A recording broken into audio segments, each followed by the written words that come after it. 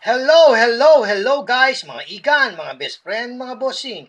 Kamusta po kayo? Magandang buhay po sa inyo lahat. Okay po, magtutuloy na po tayo. 10 piso, Apolinario Mabini, Andres Bonifacio, 2005, Republika ng Pilipinas. Ito, titignan po natin ang kanyang presyo doon po sa Numista. Yan, para sa isang short video. Puntahan na po natin si Numista at si NGC. Yan, 2005.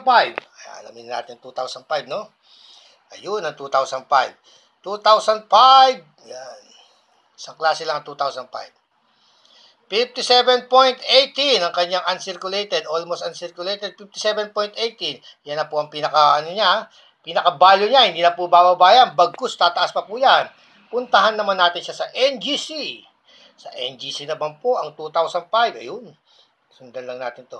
2005, 10 pesos, shop now, dollar sign. Yan. Tignan natin sa 65. Yan po. $5. Halos 250 pesos po ang presyo niya. Ayun ha. $5 po sa NGC. Yan po ha. Pinaka-value na po yan. Sana hindi na bababa yan. Bagkus, tataas pa.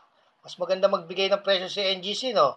Okay po ha. Sana po yung nakapagbigay ako ng kaunting aliw, kaunting impormasyon para sa pangungulekta ng coins. Ang mahalaga, alam natin kung magkano ang presyo, value ng mga coins na ating hawak.